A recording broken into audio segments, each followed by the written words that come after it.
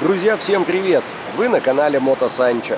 И сегодня мы с вами отправимся в путешествие по Европе. Карлов мост, Колизей, Лувр, Эйфелева башня и другие достопримечательности останутся в стороне от нашего маршрута, а я приглашаю вас в путешествие по обочинам Европы.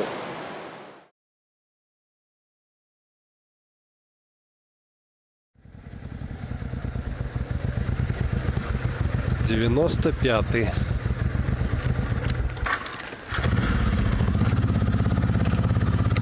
Что я вам, ребятки, скажу? Немецкого языка я вообще не понимаю. Зашел на заправку, касса, девушка. И давай мне что-то по-немецки. И ни одного знакомого слова. Не сказать, чтобы я очень много слышал немецких слов, но все-таки растерялся. Промычал что-то вроде «нам вату», вторая колонка. Ну и рассчитался. Ладно, главное, что у нас бензин есть, и мы можем ехать дальше. Отдали 20 евро за 10 с копейками литров топлива. Итого за сегодня уже 37 евро только на бензин. Ограничение скорости 30 км в час в городах — это, конечно, фантастика. Вот я еду и уже превышаю, у меня 40. Друг мотоциклист тоже едет 30 км в час. Интересно, каково это иметь спортбайк и ездить 30 км в час?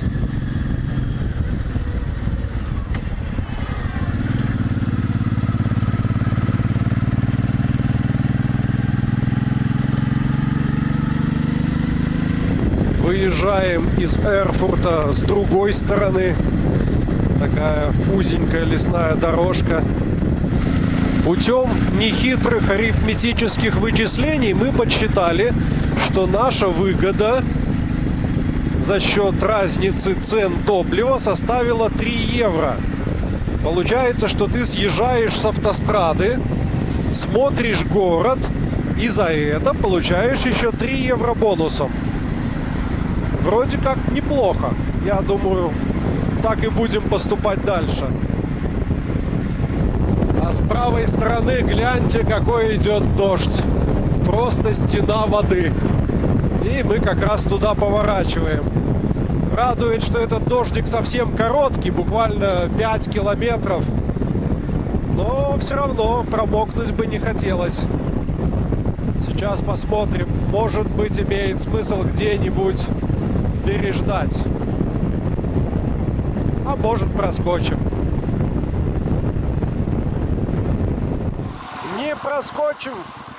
Не проскочим, братцы. Уже начало капать, поэтому остановились, быстренько прячем телефон, убираем камеру и погнали мокнуть.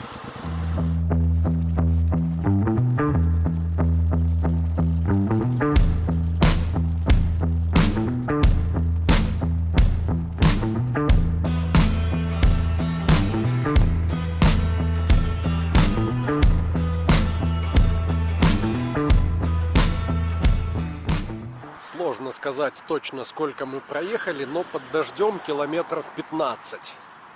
В принципе, не сильно вымокли, хотя дождь был интенсивный. А сейчас 150 километров до Франкфурта, и здесь началась довольно красивая природа. Горы, такие подъемы, спуски затяжные, мосты, эстакады. Интересно. Покрутить головой, посмотреть по сторонам определенно интересно. Визуальный обзор. Все ли у нас на месте? Шланги, помпа. Потеков масла нет. Зарядка есть. Можем продолжать. Постояли на солнышке, и на термометре 35 градусов тепла. А вот, честно сказать, так приятно. Мы в куртках, в дождевиках, все упакованные. Люди здесь на парковке ходят в маечках налегке, а нам раздеваться совсем не хочется. Только-только начали отогреваться. Оп. Так, все, вперед давай. Куда-то мы съехали с бордюра.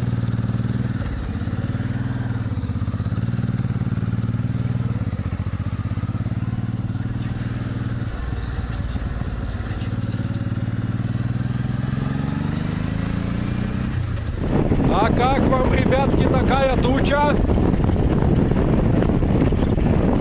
Из нее льет дождь. Эх, еще 200 километров проехать. И очень хотелось бы обойтись без дождей. Потому что 200 километров под дождем и 200 километров по сухому — это совершенно разные 200 километров.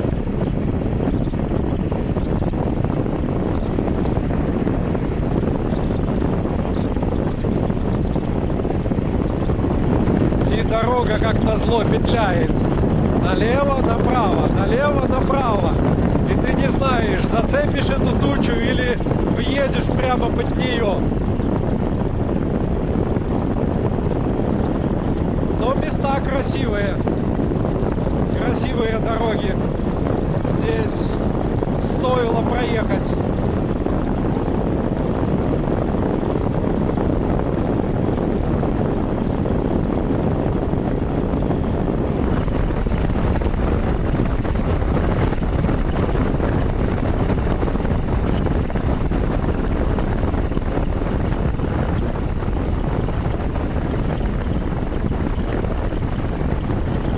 Жаль, что камера не может передавать запахи.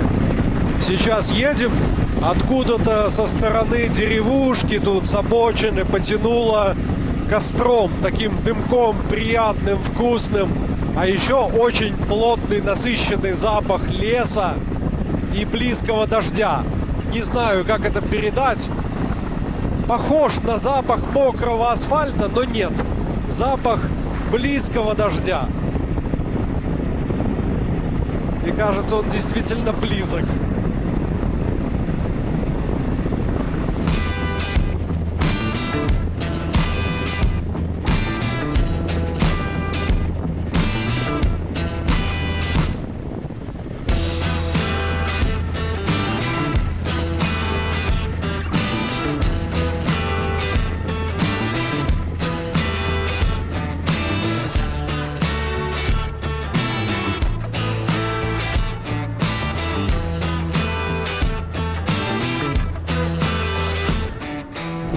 Снова Honda подмигивает нам красной лампой топлива. Пока еще только-только начала. Но заедем на заправку, посмотрим, почем здесь бензин. А может быть, съедем в город. Там тоже вон какой-то есть указатель. Может быть, заправка.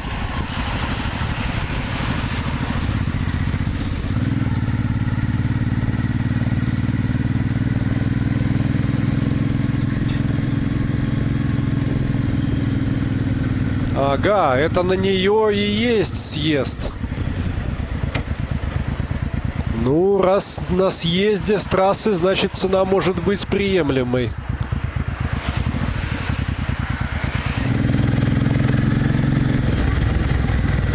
Так, что у нас по ценам?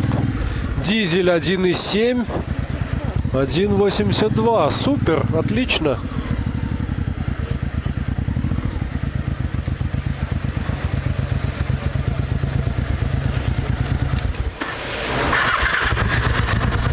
Мы тут, заправляясь, посмотрели, что есть бензин Е5, а есть бензин Е10. И тот, который Е10, дешевле. А почему? А потому что он содержит 10% биоэтанола. И мы на нем уже проехали километров 200. И сейчас заправили снова Е10. Как вы думаете, биоэтанол для Honda 86 года — это хорошо? Я думаю, она его пока ест. И ничего страшного в этом нет. Так. Так, куда нам? Я совсем запутался.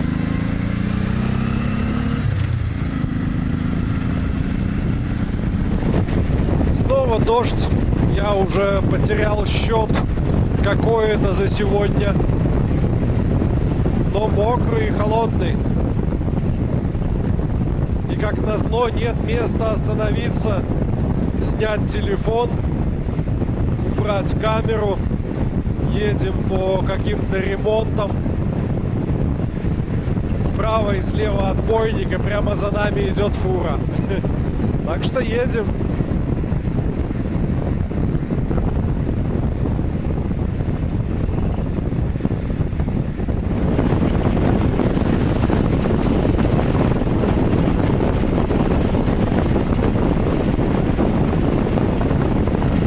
Давайте с вами, друзья, посмотрим на наш бортовой термометр. Я рассчитывал, что его будет шкалить от жары, но нет, он показывает плюс 16. Снова похолодало. Хорошо, хоть дождь закончился.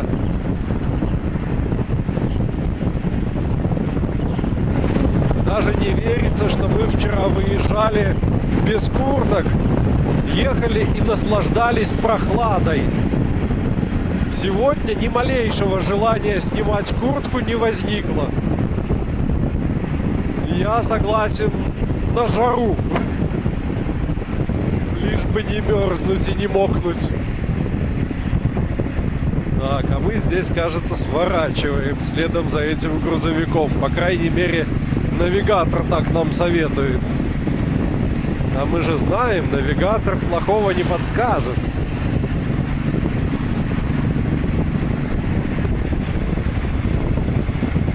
Ну вот, пожалуй, и самое время было бы искать место для установки палатки, для ночлега. Если бы мы сегодня не ехали к Владимиру, моему подписчику, который нас давно уже пригласил за несколько месяцев до начала этого путешествия. Так что сегодня обойдемся, наверное, без палатки. А так, конечно, время самое подходящее. Дождик как раз закончился, самые черные тучи остались позади. Можно было бы сейчас найти какую-нибудь нычку на обочине в кустах, переночевать и завтра ехать дальше. Только сказал, что дождик закончился, как он снова заморосил. Осталось совсем немного, едем какими-то маленькими городками. Справа от нас шикарный просвет, чистое небо, солнце, а у нас идет дождь. Знаете, 800 километров по дождю — это довольно тяжелый день. Что касается вот этих маленьких городков и местечек, скажем так, архитектура очень сильно перекликается со Шленском. Очень много общего. Если бы мы приехали сюда сразу из Белоруссии, то такие бы: вау, как на картинке, ничего себе, какие узенькие улочки, какие старинные дома. Но прожив полгода в Польше, уже на все это смотришь немножко другим взглядом. Уже, ну нет, вот есть особенные дома, которые бросаются все-таки приметные, скажем так. Здесь было бы любопытно погулять не спеша, спокойно, пешком. Последние 20 километров осталось, и мы тут едем по какой-то шикарнейшей дороге, извилистой, такой холмистой, по горам, среди леса, высоченные деревья. Сумерки уже спускаются, осталось доехать совсем немного. Знаете, несмотря на то, что устал, от этой дороги сейчас получаю удовольствие. Она такая несонная, держит тебя в тонусе. И постоянно видишь что-то новое, меняется картинка. То какой-то город, то вот серпантин начался. Красиво, красивые места. А как вам, ребят, вот такая дорожка? Фактически на ширину одной машины. А дальше начинается серпантин. Вы только гляньте на навигатор. Мы куда-то спускаемся вниз. Очень необычные места. И да, снова пошел дождь. Все как мы любим. В лучших традициях. И он, зараза, усиливается.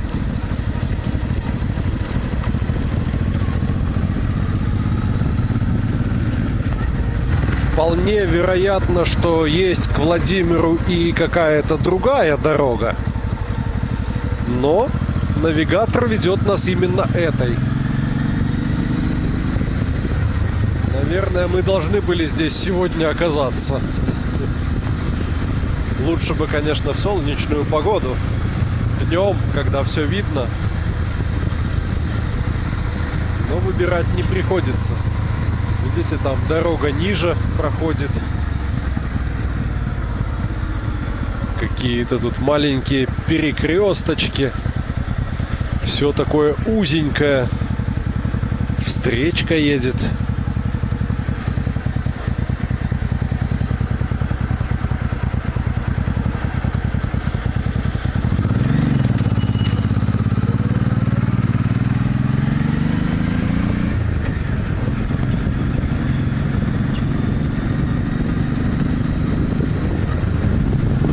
Вы только гляньте направо. Вот там вдалеке, видите? Это облака под нами внизу. Ну или туман такой формируется в низинах и расползается по лесу. Выглядит фантастически, похоже на сладкую вату.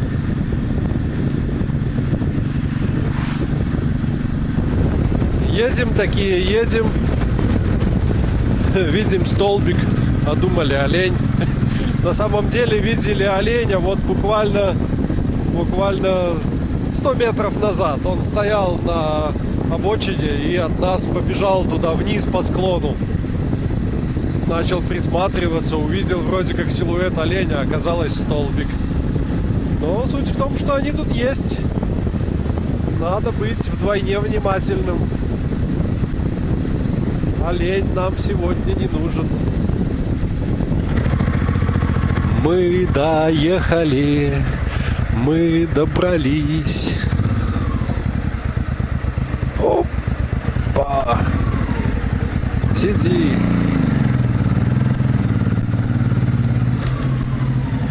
О! Ну и тут, ребят, я должен перед вами извиниться, потому что застольная часть в видео не вошла. Было очень вкусно, очень здорово. Пообщались с хозяевами, продолжаем общаться. А тем временем уже 11:30. День идет к финалу. Подводя итоги этого дня, мы проехали 800 километров, мотоцикл бежит, все в порядке. Хотя, конечно, очень устали. И как видите, на часах уже начало 2, укладываемся спать, завтра тоже будет долгий, насыщенный день. А на сегодня у меня все. Всем спасибо, всем счастливо и всем пока. Друзья, всем привет! Вы на канале Мотосанчо, и это 3-й день нашего путешествия к океану. Мы проснулись в Германии, погода пасмурная, прохладно, идет дождь.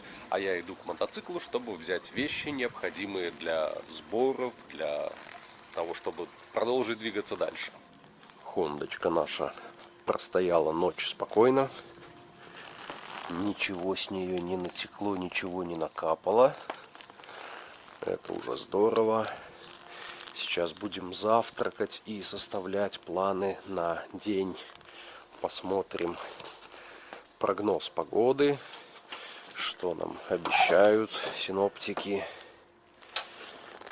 Но сначала кофе. Мы позавтракали, посовещались и решили задержаться ненадолго, чтобы прокатиться по округе, посмотреть местные достопримечательности. Как раз распогодилось, дождик перестал капать.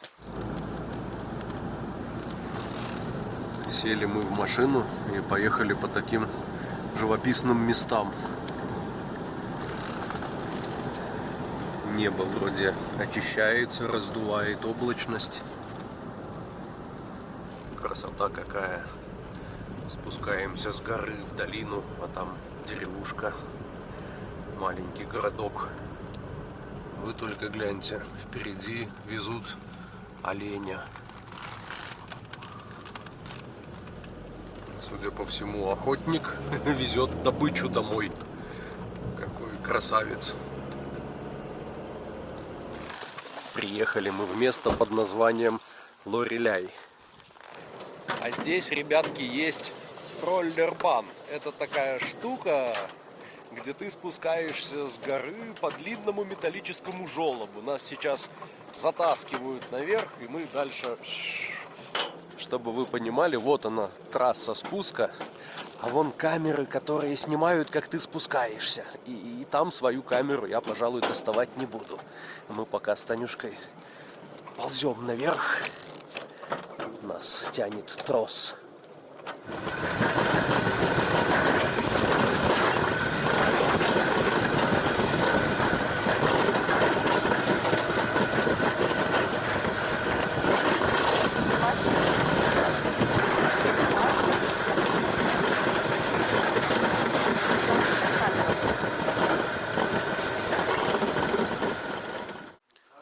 Зашли в небольшой музей легенды Лореляй. Как я понял, это была такая мифическая красавица, которая сидела на реке, расчесывала волосы и своими песнями моряков доводила до кораблекрушения. Они натыкались на камни, разбивали свои лодки. В общем, все свои неудачи списывали на женщин. Ну а дальше мы отправились гулять пешочком по горным тропам. Все как мы любим. Много высоких ступенек. И отсюда открывается шикарный вид на долину реки Райн. Ну или Рейн, как мы все привыкли. Гляньте, какой там теплоход проходит. Сейчас поднимемся выше, будет лучше видно.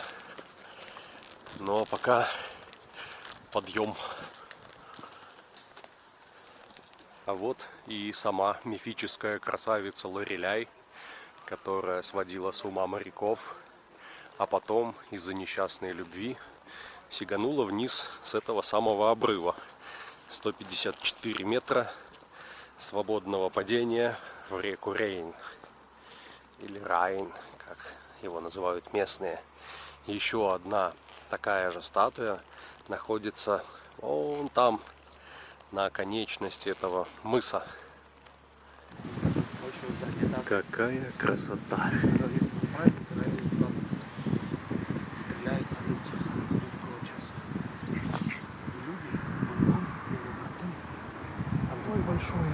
Большая судоходная река, какие-то грузовые теплоходы.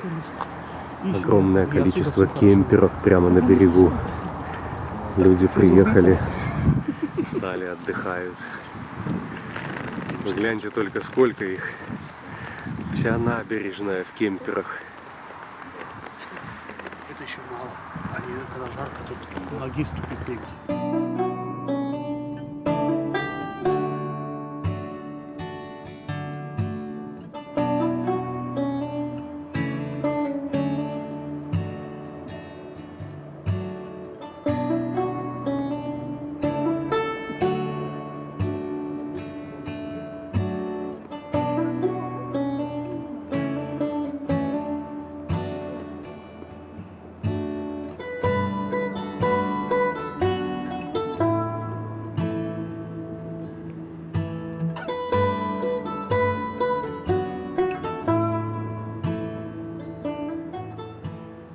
А вот вид на реку с другой стороны.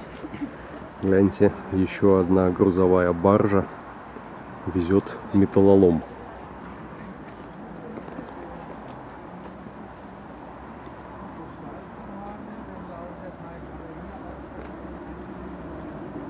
Не видать капитана. Не видать. Сразу поезд грузит.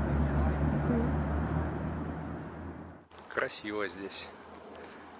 Особенно, когда дождик утих и потеплело. Кстати. А специально для технарей хочу показать интересную вещь. Все металлические конструкции здесь ржавые. Они не чищенные, не крашеные, но эта ржавчина не берется. Специально чем-то покрывают металл, он ржавеет один раз и на века. Дальше ржавчина не распространяется. Вот бы узнать, как это делается, и обработать таким способом охламона. Едем сейчас, спускаемся к реке по такому ущелью. Тучи притянуло, дождь пошел. Нависают скалистые склоны по бокам. А вот и берег Рейна. Паром. Впереди чистое небо, просветы, погода сегодня переменчивая. На мотоцикле сейчас, конечно, ехать было бы не очень комфортно. Вот он, паром как раз швартуется. Паром называется Лореляй-6 и является как бы частью туристической программы. Здесь можно переехать реку по мосту, ближайший в ту сторону 40 километров, либо назад 30 километров. Но на пароме ведь интереснее. А сейчас Владимир везет нас какой-то узенькой дорогой, и мы не знаем куда. Говорит, сюрприз, увидите, сейчас доедем. Но дорога такая прям не туристическая.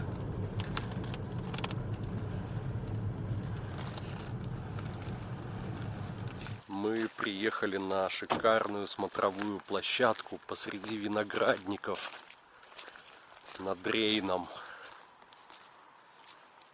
Гляньте, на склонах растет виноград.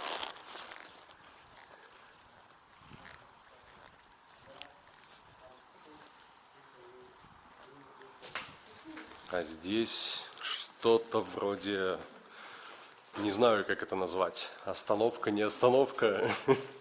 Тут как бы транспорта не ждешь, просто пришел отдохнуть, посмотреть на красивый вид. Можно взять себе подушечку, чтобы удобно сиделось. Оставить памятную запись в книге записей.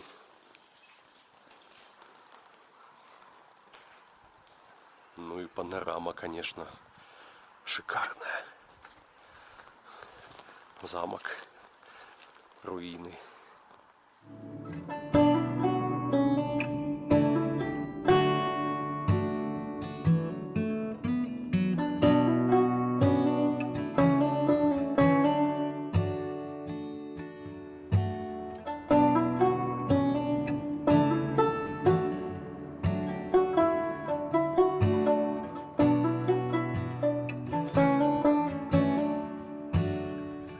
Мы, ребят, нашли горное шале. Небольшой домик в горах при винограднике. Пошли, Мишка, исследуем заброшку. Да. Нам сказали, что можно посмотреть, поснимать. Все можно. Идите.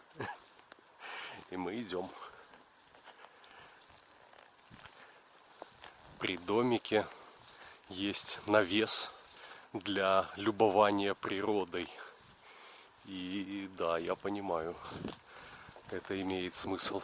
Здесь классно присесть с чашечкой кофе, любуясь рекой и панорамой. Ну, давайте заглянем внутрь. Есть кто-нибудь? Нет никого. А запах как в деревенском доме. Один в один, как у нашего дедушки в деревне. Гляньте. Есть небольшая печка, керамика. А где дымоход? Дымохода нет, он должен был выходить вот сюда. Понятно. Раскладушечка или кресло. Что-то из мебели. Шкафчики.